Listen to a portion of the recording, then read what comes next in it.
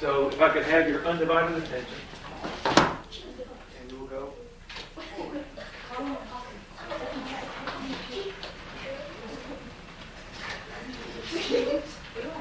Okay, again, could I have your attention at this point?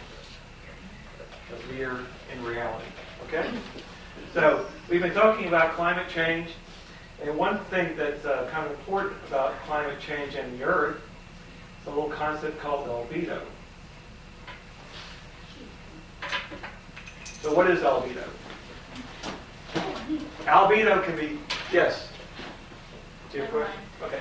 Albedo can be described in simple terms as the ability... Welcome to middle school. Our career day meeting is now beginning in the library. Our career day meeting is now beginning in the library. Thank you. Okay. Okay, let me back up. Oh, can you... Okay.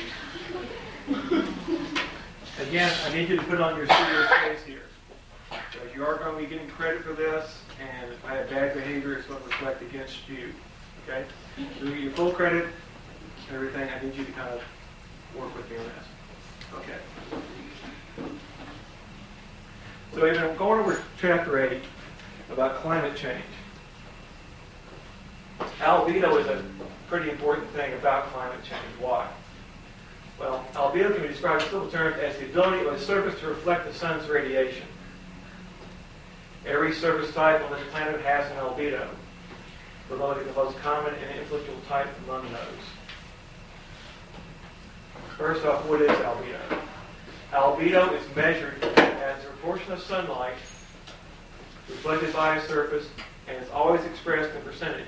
So remember, albedo always means reflected sunlight. If a given surface absorbs 70% of the sun's radiation, it has an albedo of 30. So it reflects 30% and it absorbs 70%. Yes, ma'am? number 2. Surface.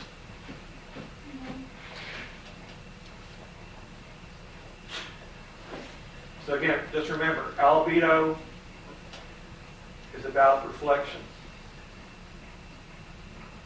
What it absorbs, the total radiation minus the energy absorbed equals the albedo. Something has a high albedo, it reflects a lot, has high reflectivity.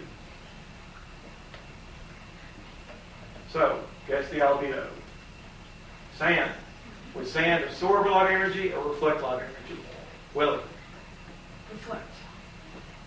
Well, these just reflect. Anyway, say different. Yes. Absorb. Absorb. Let's see. So it absorbs 70% of all the energy that falls upon it. And it reflects 30%, so it's got an albedo of 30%. Snow and ice. Crystal. Reflects. Let's see. That's right. It only absorbs 20% of the energy that falls upon it. The other 80% is reflected away. How about water? Yes, Jamie? It absorbs. It absorbs. Let's see. Yes, it's highly absorbed. 93 to 95% of the energy that falls upon water is absorbed. One reason is because water is transparent, so light goes into it to a great depth. That's why it can absorb more energy. Okay, how about grass? Jake? Absorb. Absorb, let's see. That's right, it absorbs 80% of the energy that falls upon it. So it has an albedo of 20%. So you look at the numbers again, sand has an albedo of 30%, snow and ice has an albedo of 80%, highly reflective. Water, 5 to 7%, highly absorptive, not very reflective at all. And grass, not very reflective, has an albedo of 20%. So, by calculating the mean of the albedos, or the average, of all the surfaces on the Earth, that includes the clouds, we can estimate the average albedo or reflectivity of the Earth's surface to be 30%. And of that, clouds, snow, and ice are the main contributors to the total average albedo. This is important because if we didn't absorb some energy that came in from space, Earth would be a very cold planet. So we do want to absorb some energy that comes in, but if we absorb too much, we fry. Okay? That's why it's considered a global thermostat. Because they do most of the heavy lifting with regards to albedo, clouds and snow and ice are considered to be the thermostats of the planet. They help regulate the temperature of the Earth the overall temperature of the Earth by reflecting the majority of the sun's radiation that reaches them.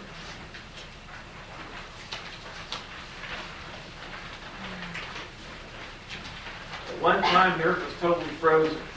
The Earth has had a number of ice ages over the billions of years of its existence. And at one time, global temperature fell so low that the equator was as cold as modern-day Antarctica. This is what they call the cryogenian period. That was 750 to 650 million years ago. Yes, Wilson? Oh, we don't have that. Yeah, don't worry about it. You notice there's no numbers there and no blanks? So at this point, the filling in the blank stops. Okay? This is just something we're going to talk about. So this low temperature is maintained by reflective ice. Again, snow and ice have high albedos, resulting in the incoming solar energy being reflected out into space. We also didn't have a lot of clouds here because it was so cold, all the water vapor in the air froze out.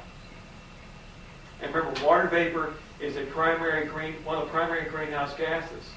So no water vapor, we lose a lot of the stuff that holds the heat in for us. Okay, now we're going to do a lab. In this lab, we're going to be examining the properties of different colors to see how well they absorb or reflect light energy. You're going to be divided into teams of two. You're going to have two colors to test. And you're going to use two thermometers to balance the results of each test, because we're not really sure how accurate our thermometers are. So we're going to do a reading with each color on each thermometer. That way we can see what their accuracy is. And each test is going to take about 5 to 10 minutes to run, depending on the time available. Okay, so each team of two students are going to get a lamp with a clamp. Which will be one of these guys over here. Get a volunteer from the audience. Yes, Chris. Okay. Okay, hold that. All right. You can see how we have this little wire extender here. So you're going to thread your meter stick to the wire extender and have a lamp like this. Again, every team's going to get that. You get your clamp, your clamp, your extension wire, your meter stick. Grab two thermometers. You get it out of one of these kits over here. Everybody's going to get it. Every two people will get a kit like this. You also have some color sleeves in there. You're going to have two colors, and you'll have, again, two sleeves of each color. You're also going to take that up onto your desk. You're going to rest the thermometers on that while we're doing our test. Every 4 students, because we're going to put our test into basically a little block of 4. So you have one extension cord to run the lamps at that desk. Okay. Just go aside and hold that for a second. So, here's how it's going to work. You're going to plug your extension cord into the nearest outlet. All lamps are off. And I need your attention at this time. There are safety issues here. We're dealing with heat lamps. They will burn you. So I really need your undivided attention at this point.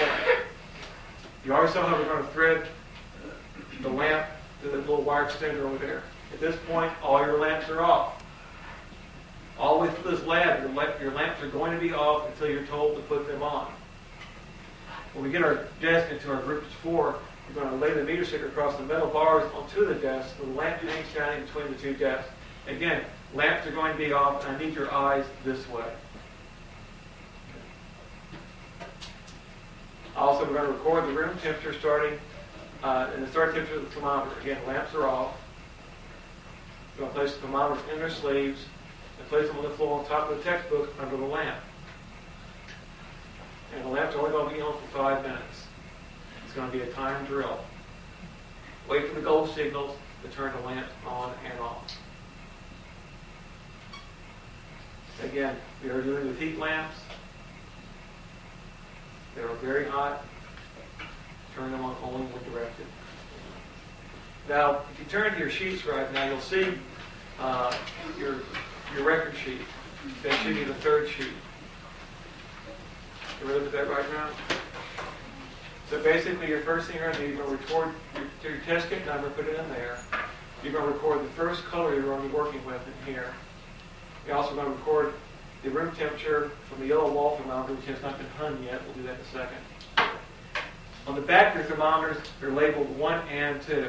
Again, I need your eyes this way while I'm talking to you. You record your starting temperatures on both your thermometers.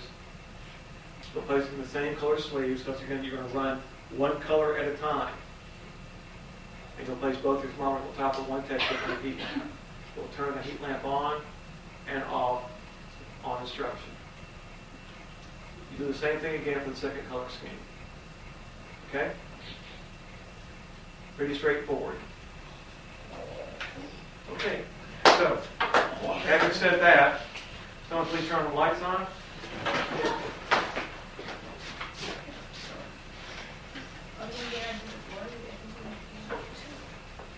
Lights, please. Okay. So here's how it's going to work. Let's start on, so we've got 1, 2, 3, 4, 5, 6, 7, 8, 9, 10, 11, 12, 13, 14, 15, 16, 17, 18, 19, 20. So we need to have 6 of the tables, six groups of tables of 4. Okay?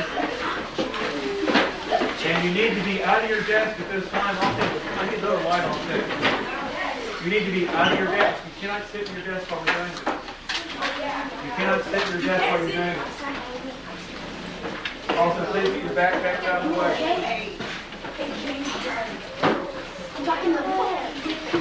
Yeah, just like this. I need 6 groups of these, just like this. Once you got that, excuse me. Hey, you need to be out of your desk. You cannot be sitting at the desk while we're doing this. You have equipment going to be going over there. Okay, let's get all the desks formed up. So I have 6 groups at this point. 1, 2, 3, 4. What's happening over here? 5 together. 1, 2, 3, 4, 5. I need one more. Need one more group. Let's get it set up over here.